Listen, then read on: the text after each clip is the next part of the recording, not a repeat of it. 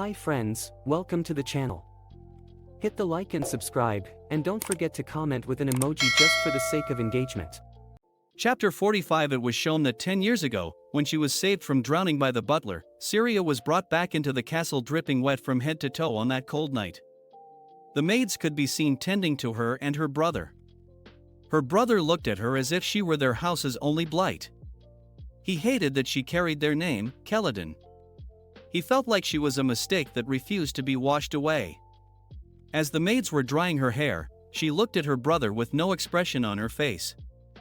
Her brother saw that even as she stood there drenched in the lake water, she didn't blink, and he wondered if her sense of pride was so deep that despite the tainted blood flowing through her veins, she had the nerve, or if she knew that it would be futile to tell anybody that he tried drowning her.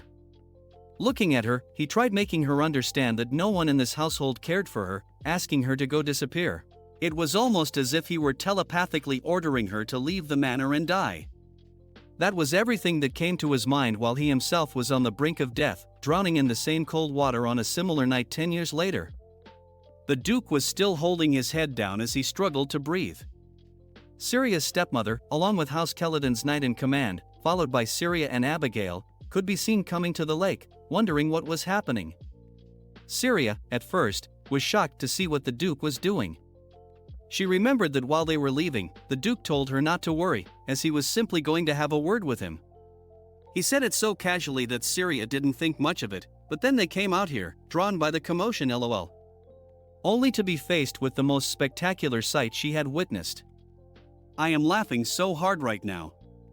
Abigail was asking her to wear her coat properly, as it was a very cold night. Her mother quickly grabbed her attention, asking her if she was just going to stand there while her husband ran amok and asking her to do something.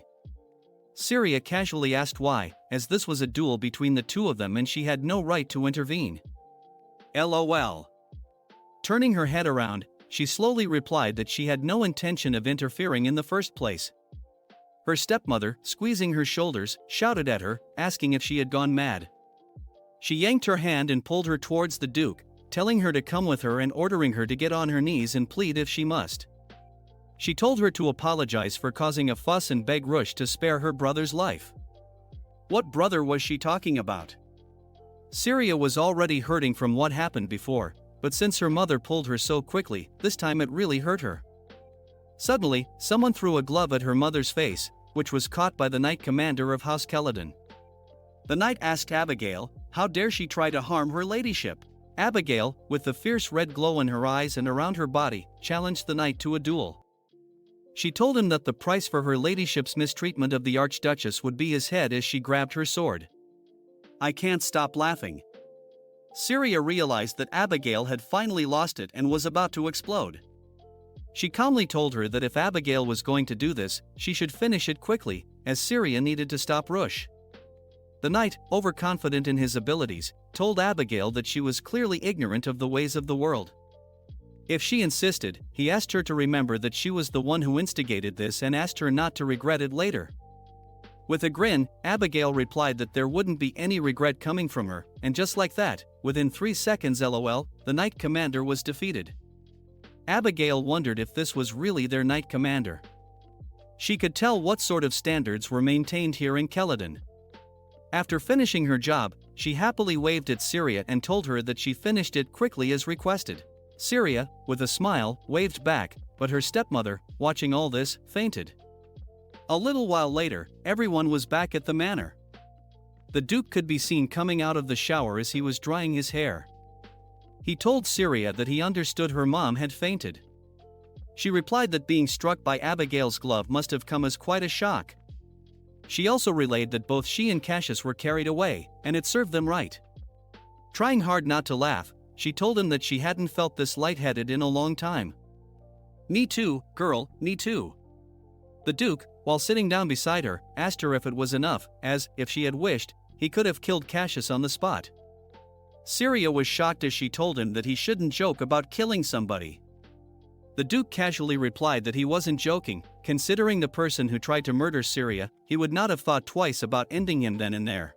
If he had acted according to his wishes, he would have declared war on Keladin and filled the blasted lake with their bodies. I love him so much. Syria, now with a serious tone, held his hands and told him that ever since he assured her that the incident at the lake wasn't something she needed to get past, ever since then, business with Cassius hasn't affected her anymore, because he didn't dismiss it as an accident or suggest that she was being too sensitive, nor feign ignorance about the whole affair. He simply took her side. She thanked him for setting her free from that lake, for which she was really grateful. The Duke replied that it was his pleasure. As she was looking at his face, she noticed something she hadn't before. Rush had a slight crinkle beside his eyes when he smiled. She touched his face in order to see it properly, but when he asked her what she was doing, she got flustered. She made some excuse, saying that she was exhausted, and quickly went to prepare the bed. She asked him if they should retire for the night. They needed to set out early to make their way home to Castle Burke. While she was making the bed, her heart began to beat faster. But why, Syria? Why were you in that position? LOL. Chapter 46. The next day, the knights could be seen gathering all of Syria's belongings back into the carriage. She was with her father in his study. Her father was asking her if she was leaving today, and as they were talking, she relayed that the Archduke had many matters that required his attention, so they're about to leave. Her father asked her to answer him frankly about what happened yesterday and what Cassius did. He disliked dealing with the aftermath of an incident without knowing what happened. Syria told him truthfully that Cassius tried to kill her when she was a child. Her father was shocked and asked her to repeat. Syria told him to recall the night she went missing because of Nissus. 10 years ago, that night, Cassius pushed her head into the lake and held her down so that she could not escape. He intended to kill her. She told him that he could ask Jason, as he knows about it, and her father asked why she had kept silent all this time. At the very least, she could have said something upon her return a few days ago, as he wouldn't have put the two of them together if he had known. Wow, dude, I didn't understand what you meant. You wouldn't have put them together, that was not the big problem here. LOL. Right now, their being together is not something you should be worried about. Syria calmly replied that after the mishap at the wedding ceremony, she lost half of her memories and only learned what happened at the lake through Jason. Her father asked if those memories were the reason that she had changed so much. Syria thought that it might be, but before leaving, she had one final thing she would like to ask. She wanted to know at what age she arrived at the estate, and her father replied that he believed she was about 3 or 4 years old when she came, which meant Syria was adopted. Looking at the family portrait, Syria asked why she was the only one missing from that portrait because, based on what he said just now, she was already living here at the time. This question really affected her father, as he couldn't reply to anything. While leaving, she told her father that, as far as she was concerned, he was no different from any other member of this family. She addressed him as her father for the last time and told him that she hoped that she never had any reason to see him again. With that, she left the office. As she was hugging the door, Rush called out to her and grabbed her hands. Syria asked why he was here too, to which he answered that he came here to escort his precious Archduchess. Oh my god, in another room, a lot of commotion could be heard. Someone could be heard saying that something was absurd. Cassius was shouting at the butler as he came to know that Callus was cutting ties with him. Jason replied that it appeared that Abigail deliberately spread the word of what happened at the lake amongst the servants. Rumors had reached the ears of the Hannitons. Cassius interrupted him and told him that he should have handled this matter. He told him that it was only Callus for now, and if the word spread to the nobles who attended the banquet, he didn't know what would happen. If it became known that he tried to drown Syria in the lake, then just at that moment, his brother Nissus could be seen entering the room. He was shocked by what he heard. He was shocked that he tried to drown Syria. Cassius dismissed him by telling him that it didn't concern him. Nissus asked if by the lake they meant the night 10 years ago, asking him if Syria's tumbling into the water wasn't an accident and if he was behind it. Cassius told him that if they were going to point fingers, then they should be frank and say that the whole thing only happened in the first place because Nissus left her behind, saying that he couldn't stand the sight of her. Nissus was shocked and didn't know what he was saying. He told him that he never left her, he just lost his way trying to get her back to the villa, but that was not the bigger issue here. He asked his brother how he could shove a child's face into that icy water, especially one who was smaller than them. Guys, I loved the character arc going on here. I was pleasantly surprised but also happy that someone in the family had some sense. Nissus laughed after understanding the irony of the situation and told him that as soon as it was revealed that Syria was a stern, he used their familial connection to profit off her stern status any way he could, asking him how he could do such a thing. Their mother told him to stop, asking him if he was going to make things worse for Cassius by dredging up matters from the past. She told him that this incident had severely compromised their family's social standing and asked him to focus on how to restore it. Nissus could be seen trembling as he laughed. He realized that all this time, he had no idea. He hated the way Syria was always avoiding him and the rest of the family, so he wanted to teach her a lesson. That's all. But now he understood how he had treated her all these years. How he treated the little girl. He told them that they had all lost their minds, and with that, he darted out of the room, as his brother could be heard asking him where he was going. Chapter 47. Lenin could be seen running towards Syria, standing, and calling out to her. She was near the glacier, trying to inspect it for dark energy. Lenin was out of breath when he reached Syria. He took a moment to gain his composure and then asked her if she must inspect the glacier every day right after returning from Keladon, calling it a bit excessive. Syria, with a smile, told him that it's nonsense, the inspections were one of her duties, which she had neglected for some time now. She was the sort of person who could only relax after finishing her tasks. Lenin was curious about the fact that whenever he saw her, it reminded him of an academy student worn down by grueling research and demanding old professors. He told her that she had just returned after a long journey, asking her to take a few days of rest. Pointing at Abigail, who was also present near them, he told Syria that Sir Abigail had likely also not recovered from her own travel fatigue. Abigail brushed it off, calling him a fool for thinking that she would feel any fatigue by staying by Syria's side. With that, she went off to scout the area, telling Syria not to worry as she was fresh as a daisy. Syria was a bit worried about her because sometimes she didn't seem human, but Lenin was glad that she was indeed human. Syria told Lenin that she wasn't joking. It was rumored that, despite the numbers, a small number of non-human species still existed, such as elves, mermaids, etc. She quickly asked Lenin if he had heard of any alien life forms. Lenin, biting his lips, quickly told her that he came here to tell her something else. Not wanting to continue with the conversation, he informed her that Rush was at leisure for the first time in a long while, so he would like to dine with Syria this evening. Syria was pleasantly surprised and quickly replied, telling Lenin to ask Rush to wait for her.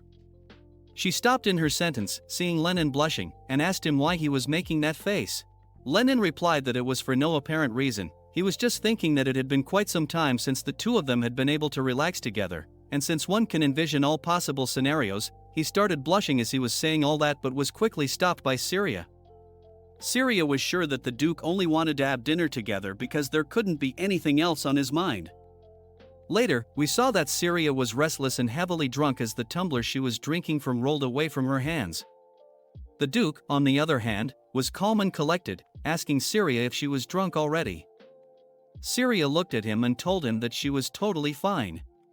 She tried convincing him by telling him to listen to how well she can read. With that, she picked up the wine bottle and began reciting the contents of the label. Seeing her condition, Rush told her that it should be her last glass.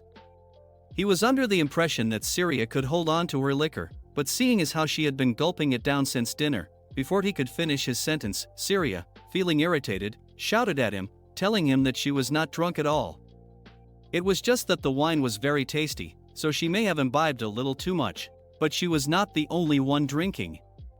The Duke laughed as she told him that he also had a great deal himself. Seeing the Duke laughing at her, she asked what was so funny. She told him that he should know that she was right, as he had been drinking more than her. She told him that she had been sipping sparingly, as this was an imperial tribute, and accused him of polishing off most of it by himself, but somehow he was still sober.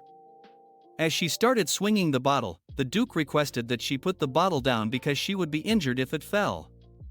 Suddenly, Syria realized something. When she thought about it, it was very odd. She wondered why Rush was still fine. She began wondering if she was the only one who was drinking wine. As she was drunk, she asked out loud, by mistake, if the Duke's glass was full of grape juice. She didn't intend to say it out loud but flinched when the Duke asked what she meant. He stood up from where he was sitting and invited Syria to check it out for herself if she was curious. He presented the glass to her, telling her that there was no difference between the two glasses. Syria, being drunk, wanted to make sure of it for herself, so she drank a bit of the wine that Duke was drinking, making it the first indirect kiss. "I am so excited." "God, okay," but as she was drinking, a bit of it trickled down her face and chin. The Duke asked her to wait and drink properly, as otherwise she would get it all over herself. He held her face and was about to wipe off the wine that was leaking and dripping. But when she realized that the Duke was very close to her, she flinched as the wineglass spilled its contents on the Duke's clothes. Upon realizing what had happened, she quickly apologized, but Rush told her that it was fine, he was just glad that the glass didn't break. Syria was extremely worried that the Duke was drenched in wine, as his clothes were turning red. She worriedly asked what they should do because he needed to get out of these clothes at once. Rush told her that he would take care of it, but Syria was adamant, asking Rush to allow her to help. "Girl, just do it. What was taking so long?" She began unbuttoning his shirt, telling him that she would wash it for him and return it as soon as she could. Rush wanted her to stop and relax, but she wasn't listening. She continued to unbutton his shirt as his massive titties were about to spill. Rush grabbed her hand and told Syria that it was fine. Syria suddenly came to her senses. As the Duke was holding onto her hand, he leaned in closer to her face, telling her that if she did not want this to continue, she could say it now. "Oh God, okay." As his fingers brushed her lips and their fingers collided with each other, Rush told Syria that if she didn't want this, she could say it and he would stop. Syria was wondering if she should refuse but couldn't say anything. She wanted him to stop, as it would be the right thing to do, but she couldn't bring herself to do it. Chapter 48. As both of their lips met, Rush lifted Syria onto the table. Syria could feel the coldness coming from his shirt from the wine as she touched his massive pecs. Rush felt as if Syria was squeezing his massive titties, so with a flustered look on his face, he asked her if she was doing this intentionally.